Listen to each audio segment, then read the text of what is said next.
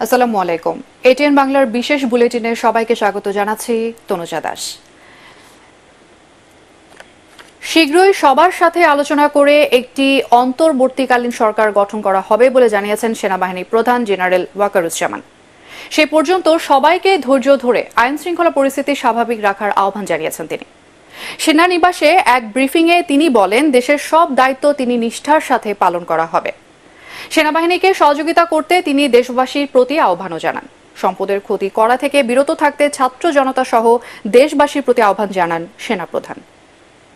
আমি সমস্ত রাজনৈতিক দলের নেতৃবৃন্দকে এখানে আমন্ত্রণ করেছিলাম, ওনারা এখানে এসেছেন। আমরা একটা সুন্দর আলোচনা করেছি। সেখানে আমরা সিদ্ধান্ত নিয়েছি যে একটা ইন্টারিম গভর্নমেন্ট আমরা ফর্ম করব এবং ইন্টারিম গভর্নমেন্টের মাধ্যমে এদেশের সমস্ত কার্যকলাপ চলবে। আমরা এখন মহামান্য রাষ্ট্রপতির কাছে যাব যে এই ইন্টারিম গভর্নমেন্ট ফর্মের ব্যাপারে ওনার সাথে আলোচনা করে আমরা একটা ইন্টারিম গভর্নমেন্ট ফর্ম করে দেশ পরিচালনা করব। আমি আপনাদের কথা দিচ্ছি, সমস্ত হত্যা, সমস্ত অন্যায়ের বিচার আমরা করব। আপনারা সেনাবাহিনীর প্রতি আস্থা রাখেন, সশস্ত্র বাহিনীর প্রতি আস্থা রাখেন। আমি সমস্ত দায়িত্ব নিচ্ছি, আপনাদের জানমাল, এবং আপনাদেরকে আমি কথা দিচ্ছি যে আপনারা আশাহত হবেন না। ইনশাল্লাহ আপনাদের যত দাবি আছে সেই দাবিগুলো আমরা পূরণ করব এবং দেশে একটা শান্তি শৃঙ্খলা ফিরিয়ে নিয়ে আসব। আপনারা আমার সাথে সহযোগিতা করেন।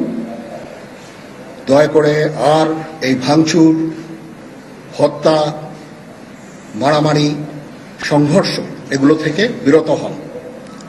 আমি নিশ্চিত যে আপনারা যদি আমার কথা মতো চলেন, আমাদের সাথে যদি একসাথে যদি কাজ করি আমরা, নিঃসন্দেহে আমরা একটা সুন্দর পরিণতির দিকে আমরা অগ্রসর হতে পারব।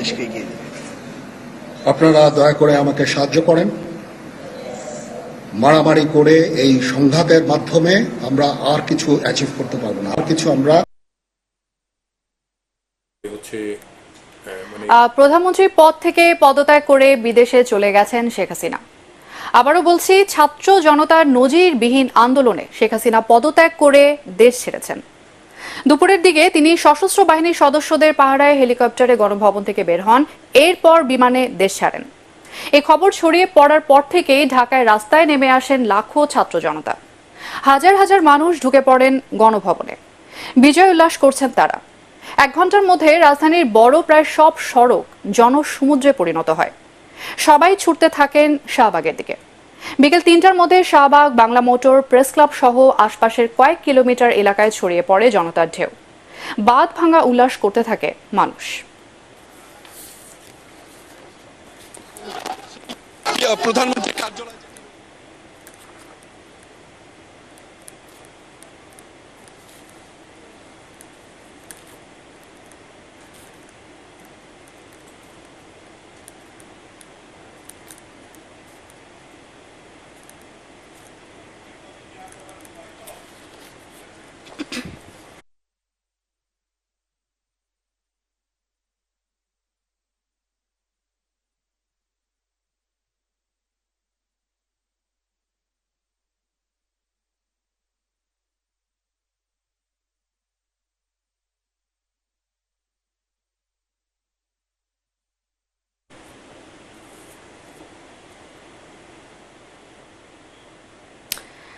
দর্শক, আজকের রাজধানীর সারা দিনের পরিস্থিতি পর্যবেক্ষণ করেছেন আমাদের সহকর্মী কেরামতুল্লাহ বিপ্লব।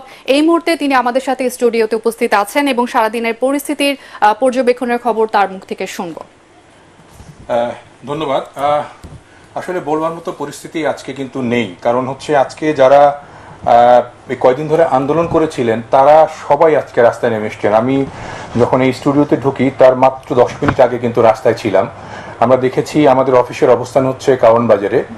কারওয়ান বাজার থেকে শুরু করে এদিকে যদি বলেন আপনি শাহবাগ, আর ওদিকে যদি বলেন আপনি মিরপুর, পুরো রাস্তায় আমার মনে হয় যে কয়েক লাখ মানুষ ছুটে চলেছেন এবং সবার মুখে মুখে নানা ধরনের আনন্দ উল্লাস কেউ বলছেন জিতেছি, কেউ বলছেন আমাদের জয় হয়েছে, কেউ বলছেন স্বৈরাচার বিদায় নিয়েছে, কেউ বলছেন যে বাংলাদেশ অপশাসন মুক্ত হয়েছে, কেউ বলছেন বাংলাদেশ একটি রোষানল থেকে মুক্ত হয়েছে। মানে মানুষের বলার যে ভঙ্গি, মানুষের যে উচ্ছ্বাস কিংবা ক্রোধ যেটাকেই বলি, সেটা একটা বিস্ফোরণ কিন্তু রাস্তায় হয়েছে।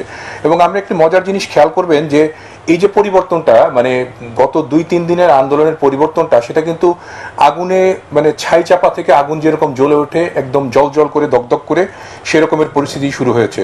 আপনি যদি আমাকে এই মুহূর্তে বলেন যে ঢাকার কোন রাস্তায় এখন ফাঁকা রয়েছে, আমি কিন্তু বলতে পারবো না। কারণ ঢাকা শহরের 164টি বড় সড়ক রয়েছে, যার কোনোটিতেই এখন আর মানুষ নেই এটা বলা যাবে না। এবং যারা আছেন তারা কিন্তু সবাই শান্তিপূর্ণ আছেন, কারো হাতে অস্ত্র নেই, কেউ কোনো রকমের বিক্ষোভ করছেন না, কেউ কোনো রকমের মারামারি সহিংসতা সংঘর্ষ করছেন না, কিছুই করছেন না। আর একটা ব্যাপার, আপনারা জানেন যে গতকালকে সন্ধ্যা 6টা থেকে কিন্তু কারফিউ জারি হয়েছিল অনির্দিষ্টকালের জন্য। সেই কারফিউ কিন্তু আজকেও বলবৎ ছিল। এই যখন পরিস্থিতিটা হলো এরকমের, অর্থাৎ সারা রাস্তায় যখন জনতার উল্লাস নেমে চলে আসলো, তখন কিন্তু সেনাবাহিনীর ব্যারিকেডগুলো সরিয়ে নেওয়া হয়েছে। আপনি খেয়াল করেছেন যে সেনাপ্রধান ওয়াকুরুজ্জামান কিন্তু বলেছেন যে তিনি জনতার পাশে আছেন, জনতার কাতারে থেকে, জনতার সাথে থেকে তিনি কিন্তু দেশে একটি সুশৃঙ্খল পরিবেশ ফিরিয়ে আনতে চান। এবং সেই থেকেই কিন্তু তার দেওয়া বক্তব্যে তিনি বারবার উচ্চারণ করেছেন যে আপনারা কেউ সহিংসতায় জড়াবেন না, এটা দেশের ক্ষতি, আমাদের ক্ষতি। কোনো ভাঙচুর করবেন না, কোনো রকমের জ্বালাও পোড়াও করবেন না, কারণ যে সম্পদটা আপনি পুড়িয়ে দিবেন সেটি আবারও রাষ্ট্রকে কিনতে হবে এবং সেটি জনগণের পয়সায় কিনতে হবে। তো এই পরিস্থিতির কারণে কিন্তু মানুষজন কিছুটা সহনশীল হয়েছে। আমরা তবে ভাইয়া এর মাঝখানে যদি আমি আপনাকে একটা প্রশ্ন করি যে কারফিউ তো এখনো বলবৎ রয়েছে, কিন্তু মানুষ কিন্তু কারফিউ মানছে না, না মেনে কিন্তু মানুষ রাস্তায় নেমে আসছে এখনো। হ্যাঁ, মানে এটাও একটা মজার ব্যাপার যে জনতার সাথে কিন্তু এখন সেনাবাহিনী একসাথে মিলে গেছে বলা চলে। অর্থাৎ তারা কিন্তু কঠোর কিংবা সঙ্গীন কোনো অবস্থার মধ্যে নেই। তারা জনগণের এই দাবিটার প্রতি শ্রদ্ধা জানিয়েছে এবং জনতার এই উল্লাসকে তারাও কিন্তু বাধা দিচ্ছে না। বলা চলে যে জনগণের দাবি আদায় এবং দাবি আদায়ের যে প্রক্রিয়া, সেটার সাথে সেনাবাহিনী এক ধরনের সমর্থন জানিয়েছে। এবং সেনাবাহিনী প্রধান একটু আগে যখন জাতির উদ্দেশ্যে বক্তব্য রাখছিলেন, তিনিও কিন্তু বলেছেন যে সব রাজনৈতিক দলগুলোর মতামত নিয়ে তিনি কিন্তু একটি সুন্দর সত্যিকারের গণতান্ত্রিক বাংলাদেশের পথে যেতে চান। এজন্য কিন্তু আজকে যখন বিকেলে উনি এই জাতির উদ্দেশ্যে বক্তব্য দিচ্ছিলেন, তার আগে কিন্তু বিভিন্ন রাজনৈতিক দলের নেতাদেরকে নিয়ে কিন্তু উনি বসেছিলেন, তাদের মতামত নিয়েছেন, তাদের সাথে কথা বলেছেন, তাদের পক্ষ থেকে বিভিন্ন রকমের পরামর্শ গ্রহণ করেছেন। তো আমরা যেটা আশা করতে পারি যে সেনাবাহিনী প্রধান যেদিকে যাচ্ছেন বা সেনাবাহিনী প্রধান যে ইঙ্গিত দিয়েছেন, তাতে করে উনি একটি অন্তর্বর্তীকালীন মানে সব দলের মতামতের ভিত্তিতে একটি সুন্দর সরকার গঠনের প্রক্রিয়া করছেন। এবং এর মধ্যে কারা থাকবে, কারা এই সরকারের মানে অংশগ্রহণ করবে, সেটি কিন্তু এখনো চূড়ান্ত করেনি। তবে এখন যে পরিস্থিতিটি আমাদের সামনে উদ্বেগজনক হয়ে গেছে, সেটি হচ্ছে যে গণভবনে হাজার হাজার মানুষ ঢুকে পড়েছে। এবং আমরা ছবিতে দেখছিলাম যে ঢাকার রাস্তাগুলো কিন্তু এখন গণভবনমুখী হয়ে গেছে। অনেক লোকজন ওখানে নানা ধরনের বিশৃঙ্খলা হয়তো কেউ কেউ করার চেষ্টা করবে, কারণ আন্দোলনকারী ছাত্র জনতার ভিড়ে কিন্তু কিছু লোকজন থাকে দুষ্কৃতিকারী, যারা কিন্তু নানা রকমের বিশৃঙ্খলা করতে পারে, লুটতরাজ করতে পারে। তো আমরা যারা দেখেছি এই কয়েকদিনের আন্দোলনে, যারা বৈষম্য বিরোধী ছাত্র আন্দোলন করেছে, তারা কিন্তু সুশৃঙ্খলভাবে সব জায়গায় তাদের কর্মসূচিগুলো দিয়েছে। তো যারা এই নেতৃত্ব দিয়েছেন তারা কিন্তু এরই মধ্যে বলেছেন যে কোনো লুটতরাজ, কোনো রকমের সহিংসতা, কোনো রকমের হত্যা, এর সাথে কিন্তু তারা জড়িত নয় এবং তারা এগুলো চায়ও না। তো সে কারণেই কিন্তু বারবার জনগণকে আহ্বান জানিয়েছেন এই বৈষম্য বিরোধী ছাত্র আন্দোলনের সমন্বয়করা, যাতে জনতার এই বিজয়, অর্থাৎ বাংলাদেশের এই ঐতিহাসিক জয়, এটি নজিরবিহীন বলবো আমরা, এই জয় যাতে কোনোভাবেই বেদনায় কিংবা বিশৃঙ্খলায় পরিণত হয় না, সেটা তারা চেয়েছেন। আরও কিছু বিষয় আপনি দেখতে পারবেন যে আজকে দিনের ভাগে কিন্তু সকালবেলা যখন বিভিন্ন মোড়ে মোড়ে এই কারফিউর কারণে ব্যারিকেড দেওয়া হয়েছিল ঢাকার প্রবেশপথগুলোতে, সেখানে কিন্তু অত কঠোরতা ছিল না।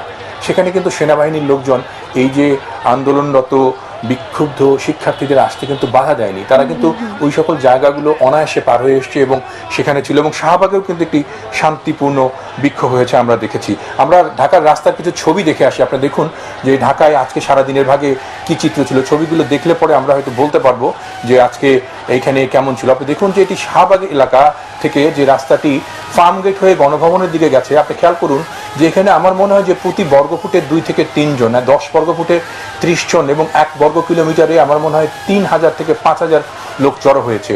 এবং দেখুন সবাই শান্ত পায়ে সবাই ছুটে চলেছে ফার্মগেটের দিকে এবং সেখান থেকে কেউ কেউ যাচ্ছেন গণভবনের দিকে। কেউ কোথাও কোনো বাধা দিচ্ছে না, আশেপাশের কেউ কিন্তু কোথাও কোনো রকমের সহিংসতা শান্তিপূর্ণ কর্মকাণ্ডের সাথেও যুক্ত হয়নি। আমাদের এটিএন বাংলা ড্রোন ক্যামেরা ওপর থেকে ভিডিও করেছে আজকে দুপুরের এই ঘটনার পর। আপনারা দেখুন যে কত বড় এলাকা জুড়ে সেখানে মানুষের সমাগম হয়েছে এবং এই যে সবাই ছুটে চলেছে, সবার মধ্যে কিন্তু মানে উদ্দীপনা, ছাত্র জনতা সবার মধ্যে একটা বিজয় উল্লাস যেটাকে আমরা বলতে পারি। এবং এখানে আরেকটা বিষয় বলে রাখি, আজকে যে রাস্তায় যারা নেমেছে এখানে ঢাকার রাস্তায়, তারা কিন্তু শুধু যে এই যে গত কয়েকদিনের বৈষম্য বিরোধী ছাত্র আন্দোলনে নেতৃত্ব দিয়েছেন বা মাঠে ছিলেন তারা কিন্তু না, আশেপাশের বাসাবাড়ি থেকে কেউ কেউ দেখলাম আমি যে তার ছেলে মেয়েদের সাথে করে হাত ধরে বেরিয়ে এসছে রাস্তায়, দোকানদাররা দোকানের ঝাঁপ নামিয়ে রাস্তায় বেরিয়ে এসছে। আপনি মনে করুন যে আন্দোলনটা আসলে সবার, জনসাধারণ থেকে শুরু করে মানে গণ অভ্যুত্থান বলতে আমরা যা বোঝাই, আপনি একটা কথা বলতে পারি যে আমরা অনেকেই হয়তো জানি না, অনেকে হয়তো দেখিও নি, কিন্তু অনেকেই বলছিলেন ওখানে যে 1971-এ যখন দেশ স্বাধীন হয়, অর্থাৎ আমরা যখন স্বাধীনতা পাই 16ই ডিসেম্বরের পর, তখন কিন্তু ঢাকার রাস্তায় মানুষরা নির্ভয়ে নেমে এসেছিলেন এবং তখন কিন্তু মিছিল ছিল, রাস্তা দিয়ে ট্যাঙ্ক যাচ্ছিল, সেখানে কিন্তু লোকজন তাদেরকে মানে হাত তুলে স্বাগত জানাচ্ছিলেন, অভিনন্দন জানাচ্ছিলেন। আজকে খেয়াল করুন ঢাকার রাস্তায় যারা অপেক্ষমান তারা সবাই এরকম বিজয়ী মানুষ এবং সবার মধ্যে এক ধরনের উল্লাস, সবাই এক ধরনের তৃপ্তি, মানে মনে হচ্ছে যেন একটা বিশাল অর্জনের পর, বিশাল একটি জয়ের পর তারা মাঠে নেমে এসছে। এবং এই যে সাধারণ মানুষ আজকে ঢাকার রাস্তায় নেমেছে, কেউ রিকশায়, কেউ পায়ে হেঁটে, কেউ স্লোগান দিচ্ছেন, কেউ বা মানে মৌনভাবে হেঁটে যাচ্ছেন, এবং সবার মধ্যে এক ধরনের আনন্দ, সবার মধ্যে এক ধরনের উত্তেজনা, এবং দেখুন সবগুলো পায়ের মধ্যে কি রকমের দৃঢ়তা, মানে সবাই যে হেঁটে যাচ্ছেন একটা জায়গা থেকে আরেকটা জায়গায়, বা সবারই গন্তব্য এখন গণভবনে। তা আমার মনে হয় যে কিছুক্ষণের মধ্যেই সেনাবাহিনী প্রধানের এই বক্তব্যের পর ওই এলাকার নিরাপত্তা ব্যবস্থা বাড়ানো হবে এবং যারা লোকজন ওই গণভবন এলাকায় গেছেন তাদেরকে নিবৃত্ত করা হবে। কারণ গত কয়েকদিনের পরিস্থিতি এমনই উত্তপ্ত হয়ে উঠেছিল, আমাদের রাজনৈতিক নেতৃবৃন্দের, বিশেষ করে সরকারি দলের নেতৃবৃন্দ যেভাবে বক্তৃতা করছিলেন, গতকালও সরকারি দলের একজন নেতা কিন্তু বক্তৃতা করেছেন, তারা বলেছেন যে তারা কঠোরভাবে এর প্রতিহত করবেন আন্দোলনকারীদের, এবং তারা আজকে শান্তি মিছিলের কর্মসূচি দিয়েছিলেন ঢাকায়। তারা বলেছিলেন যে শান্তি মিছিল করে তাদেরকে প্রতিহত করা হবে, বিশেষ করে পাড়ায় মহল্লায় থেকে।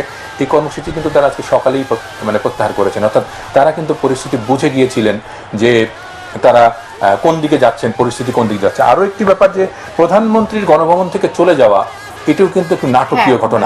আমি এই প্রশ্নটাই আপনার কাছে রাখতে চাচ্ছিলাম যে ইতোমধ্যে আমরা জানতে পেরেছি প্রধানমন্ত্রী মানে মাননীয় প্রধানমন্ত্রী পদত্যাগ করেছেন এবং উনি নিরাপদে দেশ ছেড়েছেন।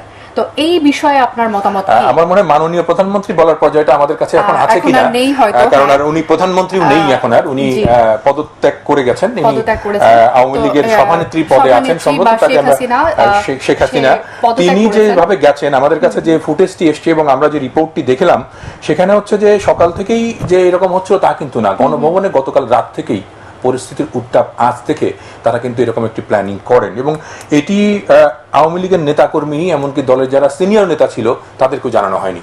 বিশেষ করে আওয়ামী লীগ যারা পরিচালনা করেন, আওয়ামী লীগ সাধারণ সম্পাদক কিংবা পররাষ্ট্রমন্ত্রী কিংবা অন্য যারা, তারাও কিন্তু বিষয়টা জানতেন না বলে আমাদেরকে সকালে, যেমন আমার সহকর্মী জয়ী মামুন এই ঘটনার কিছুক্ষণ আগে ফোন করেছিলেন পররাষ্ট্রমন্ত্রী হাসান মাহমুদকে যে আপনারা কি করছেন, কোন দিকে যাচ্ছে।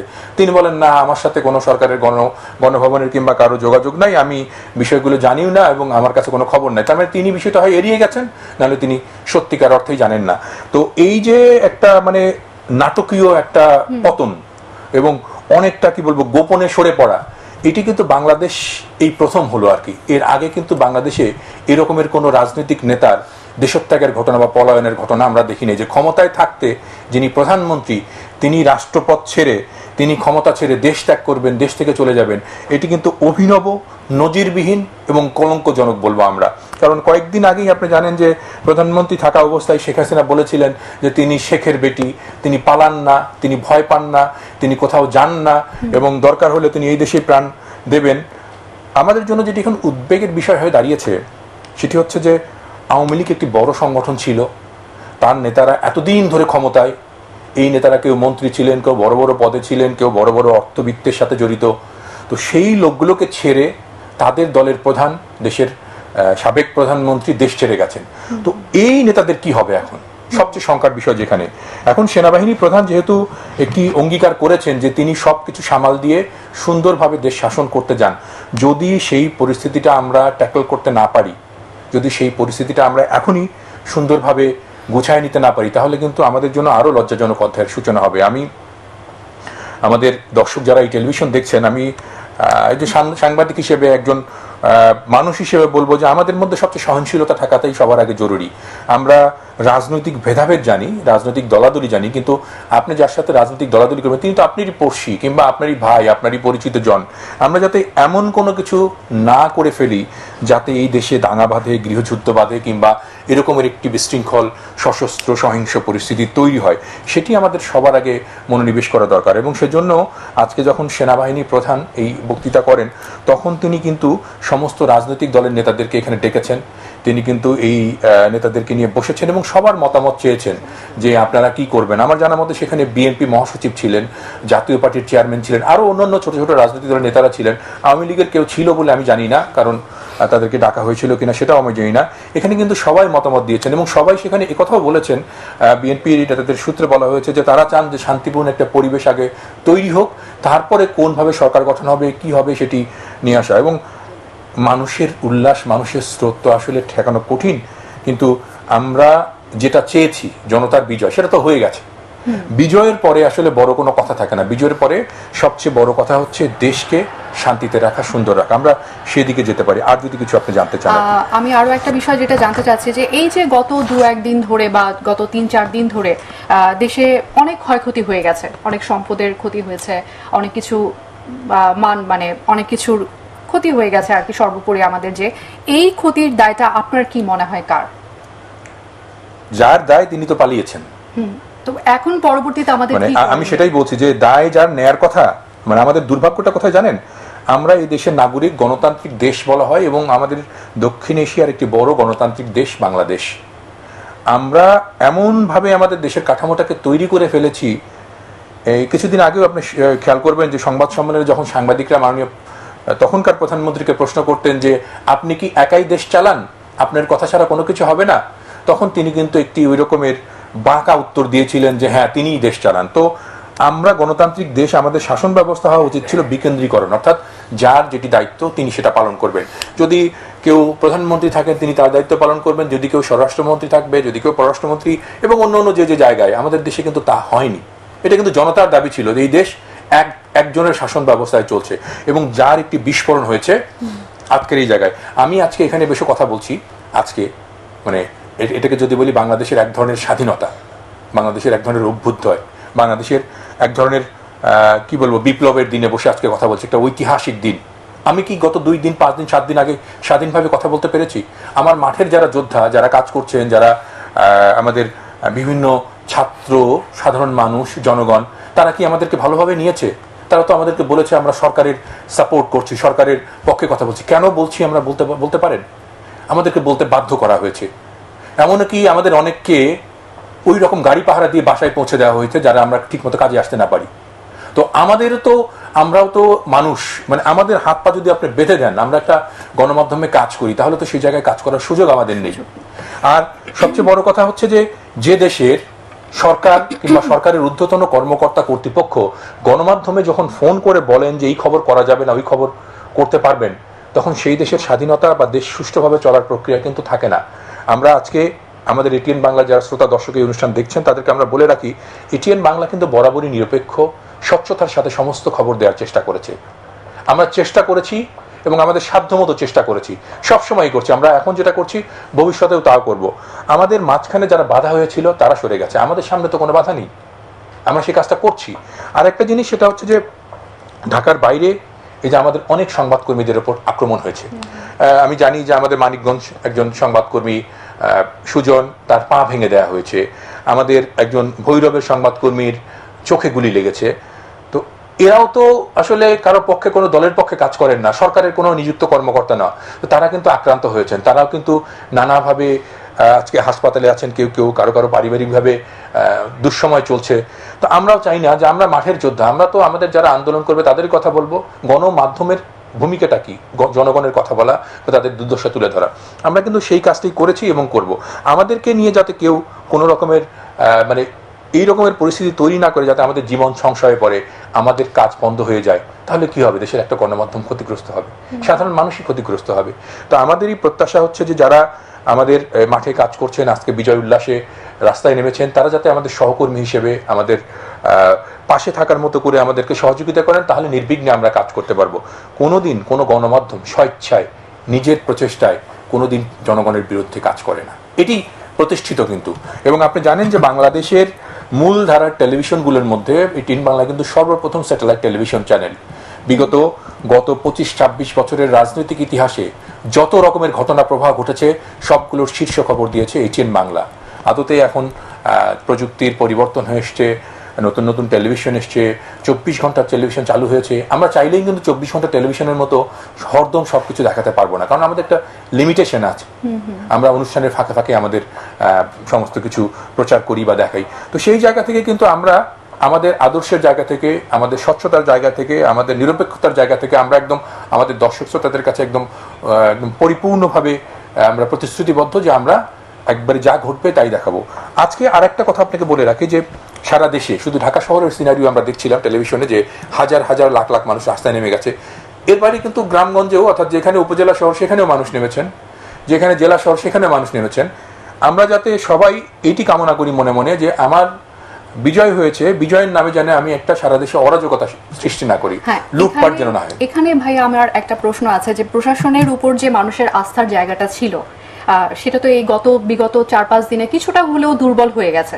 তো সেই আস্থার জায়গাটা আবার পূর্ববর্তী জায়গাতে কিভাবে ফিরে আসতে পারে, সেই ব্যাপারে আপনার কি মতামত? অনেক ধন্যবাদ, আপনি খুব ভালো কথা বলেছেন। সেটা হচ্ছে যে আপনি খেয়াল করেন প্রশাসন কার দায়িত্ব পালন করছে। রাষ্ট্রের সর্বোচ্চ পর্যায় থেকে যে অর্ডার গেছে তারা সেটা ফলো করেছেন। তাদের বেতন হয় কার পয়সায়? জনগণের পয়সায়, আমাদের ট্যাক্সের টাকায়। তো প্রশাসন তো জনগণের পক্ষেই। তাকে যদি ঊর্ধ্বতন কেউ এমন কোনো নির্দেশ দেয় যেটা করবেন না, তার তো সে ক্ষমতা নেই, পরের দিন সে চাকরি হারায় যাবে। তো সেও তো ওই রকম অবস্থায় ছিল। এখন যে পরিস্থিতিটা হয়েছে, প্রশাসন জনগণের হয়ে যাবে। বিভিন্ন জায়গায় পুলিশ কিন্তু মানুষের কাতারে চলে আসছে, তারা কিন্তু আর কোনো অ্যাকশনে যায় নাই, কারো বিরুদ্ধে গুলি ছোড়ে নাই, মানে 2-1টা জায়গা ছাড়া বিভিন্ন জায়গায় গ্রাম পর্যায়ে আমরা দেখেছি, খবর পেয়েছি, জেলা পর্যায়েও, সেখানে কিন্তু সবাই পাশাপাশি থেকে কিন্তু আন্দোলন করেছে বা রাস্তায় দাঁড়িয়েছিল পুলিশ। একটা মানে সাংঘর্ষিক পরিস্থিতি কিন্তু সেখানে ছিল না। তাই আমি বলবো যে আমার মনে হয় যে একটা উপজেলা, মফস্বল শহর কিংবা জেলা শহরে সবাই সবাইকে চেনে, সেখানে পরিচিতি আছে।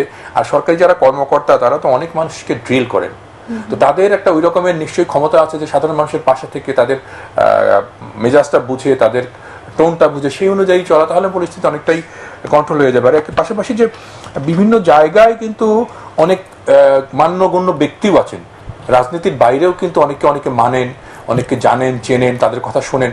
এইরকম লোকজনকেও এখন কিন্তু মাঠে আসতে হবে। আমরা দেখেছি যে এর আগের যে দুঃসময়গুলো গেছে, যখন এরশাদের পতন হলো 5ই ডিসেম্বর, তখন কিন্তু খুব অল্প সময়ের মধ্যে পরিস্থিতি ট্যাকেল করা গেছিল রাজনৈতিক ঐক্যের কারণে। তখন কিন্তু সুধীজনরাও এগিয়ে এসেছিলেন, বিশিষ্টজনরা এগিয়ে এসেছিলেন, বুদ্ধিজীবীরা এগিয়ে এসেছিলেন। এখন বাংলাদেশের তার চেয়েও একটু দুঃসময় আমি বলবো, কারণ তখন যে পরিস্থিতি ছিল সেটি রাজনৈতিক সরকারের যে স্বৈরাচারী সরকারের সিলটা ছিল এরশাদের গায়ে, এবং তখনকার বিক্ষুব্ধ পরিস্থিতিতে কিন্তু রাজনৈতিক দলগুলো সবাই মাঠে ছিলেন। এখন কিন্তু রাজনৈতিক দল নয়, এখন কিন্তু সর্বসাধারণ জনতার আজকে আন্দোলন হয়েছে, জনতার বিদ্রোহ হয়েছে, জনতার কি বলবো মাঠে সবকিছু সংগ্রাম হয়েছে, জনতার বিজয় হয়েছে আজকে। এই বিজয় কিন্তু কোনো রাজনৈতিক দলের বিজয় না। এখানে যদি বিএনপি বলেন কিংবা অন্য কোনো দল বলেন যে তারা দেশ উদ্ধার করে ফেলছে, তারা দেশে এই সরকার পতন করে ফেলছে, এটা কিন্তু ভুল। কারণ মানুষ এখন হিসেব করতে শুরু করেছে যে কারা দেশের মঙ্গল চায়, মানুষই মানুষের অধিকার ছিনিয়ে নিতে শুরু করছে। এবং এখন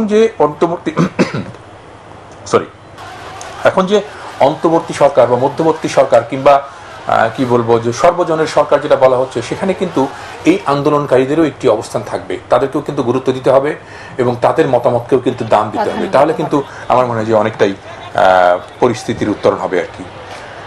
ভাইয়া আপনাকে অনেক ধন্যবাদ আমাদের বিশেষ বুলেটিনে আমাদের সাথে যোগ দেবার জন্য। এবং আমাদের দর্শকদেরকে অনুরোধ করবো যে দর্শক যারা আপনারা আমাদের এই সংবাদ দেখছেন এটিএন বাংলার, আমরা আমাদের সংবাদের কিছুটা পরিবর্তন এনেছি। আমরা চেষ্টা করব ঘটনা ঘটার সাথে সাথেই সবকিছু আমাদের নৈমিত্তিক বা দৈনন্দিন যে রুটিন যে প্রোগ্রামগুলো রয়েছে সেগুলো বাদ দিয়ে আমরা ঘটনার আদ্যপান্ত আপনাদের সামনে তুলে ধরার জন্য আশা করি আপনারা আমাদের সাথে থাকবেন, এবং আমাদের যারা খবর উপস্থাপন করছেন তারাও আপনাদের জন্য প্রস্তুত রয়েছেন স্টুডিওতে। ঘটনা ঘটা মাত্রই আমরা আমাদের স্টুডিওতে ফিরে আসবো। ধন্যবাদ আপনাকে। দর্শক, আমাদের সাথে এতক্ষণ স্টুডিওতে উপস্থিত ছিলেন আমাদের সহকর্মী কেরামতুল্লাহ বিপ্লব, তিনি আজকের সার্বিক পরিস্থিতি নিয়ে এবং এখনকার এই বর্তমান পরিস্থিতি নিয়ে সার্বিকভাবে আলোচনা করছিলেন আমাদের সাথে।